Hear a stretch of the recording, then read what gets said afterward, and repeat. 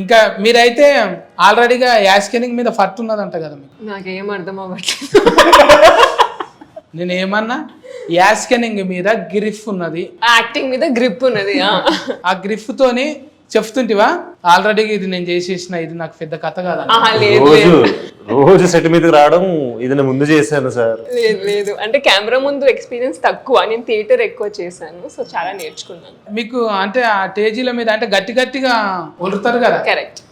ఒలురుతుంటే direct గా అన్నాడా కొంచెం కూల్ గా మాట్లాడారు చెప్పారు యాక్చువల్లీ రిహర్సల్ అప్పుడు,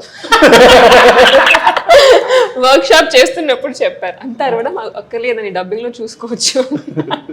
ఇప్పుడు నీకు కుతికే సాఫ్ మంచిగా ఉండి మమ్మీ లేక పాటలు పాడతావు అనుకుంటే మళ్ళీ యాస్కెనింగ్లకి ఎందుకు వచ్చినావు? ఫ్యామిలీ అంతా మ్యూజిక్ సైడ్ వెళ్ళిపోయారు. మా అమ్మమ్మ మ్యూజిక్ టీచర్, మా చెల్లి పాడుతుంది, అమ్మ పాడుతుంది మొత్తం. సో నేను కొంచెం ఏదన్నా తేడాగా చేద్దాం మన ఫ్యామిలీలో అని ఫస్ట్ డాన్స్ మొదలెట్టిన తర్వాత యాక్టింగ్ మీద కొంచెం కొంచెం అలా ఇంట్రెస్ట్ పెరిగి ఫైనలీ సార్ నాకు ఒక గొప్ప అవకాశం ఇచ్చారు, దాన్ని పోగొట్టుకోవాలి లేక.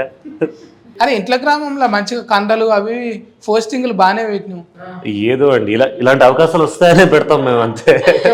ముందుగాల ఆల్రెడీగా దస్తి వేయొచ్చు అనేది కండలు పెంచింది.